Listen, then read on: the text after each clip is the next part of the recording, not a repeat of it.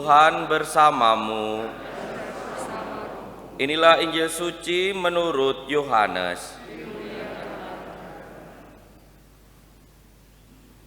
Dalam amanat perpisahannya, Yesus berkata kepada para murid, "Janganlah gelisah hatimu, percayalah kepada Allah, percayalah juga kepadaku.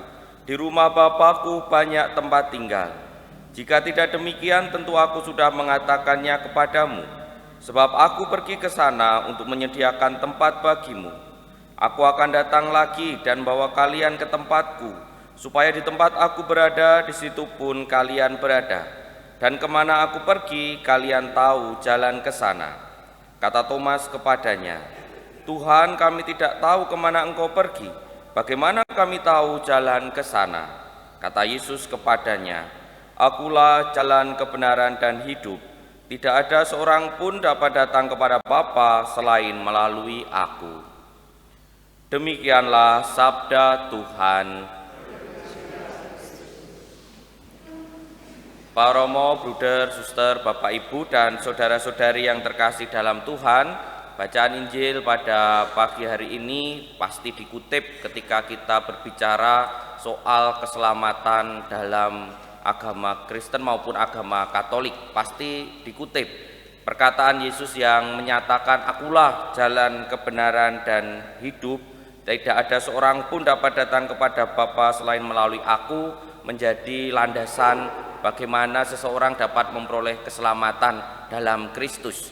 Ya, harus percaya pada Kristus, harus menempatkan Kristus dalam posisi memang Dia adalah Tuhan dan memberikan keselamatan kepada semua orang. Dan ini juga yang tentunya menjadi jaminan bagi kita para pengikut Kristus bahwa kita ini juga akan diselamatkan. Karena makanya tadi dalam awal dari Injil kita mendengar, "Janganlah gelisah hatimu, percayalah kepada Allah, percayalah juga kepadaku. Di rumah Bapa-Ku banyak tempat tinggal."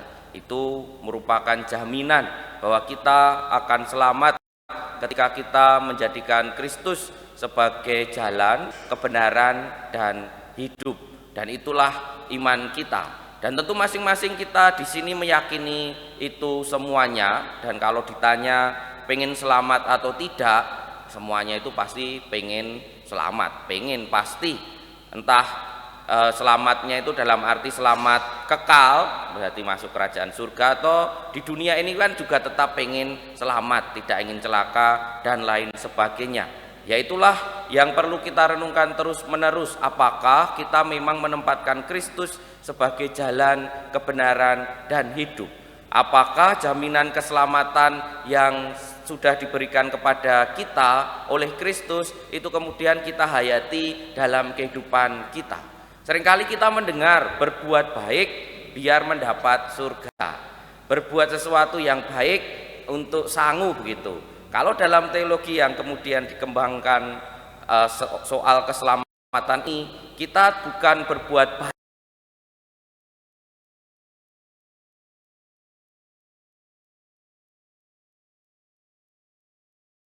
baik untuk masuk surga, tetapi kita berbuat baik, berbuat yang baik karena kita mensyukuri keselamatan yang dijanjikan itu, maka kita kemudian berupaya meneladan apa yang dilakukan oleh Kristus. Jadi bukan sesuatu yang kemudian aku ini ben ini atau aku melakukan ini agar itu, bukan.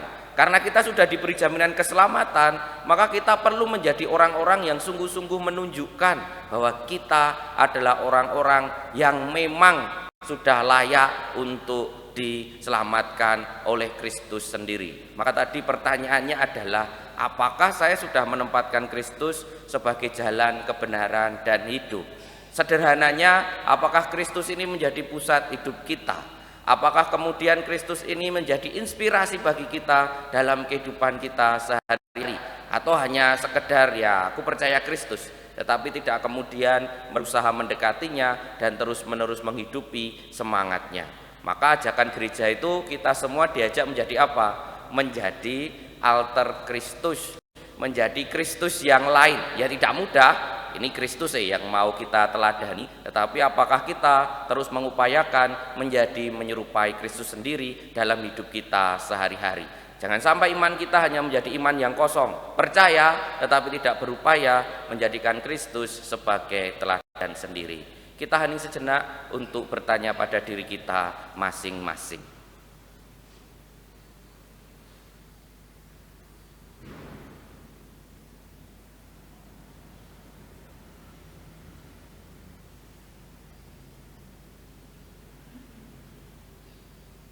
Kemuliaan kepada Bapa dan Putra dan Roh Kudus seperti pada permulaan, sekarang, selalu, dan sepanjang segala abad. Amin.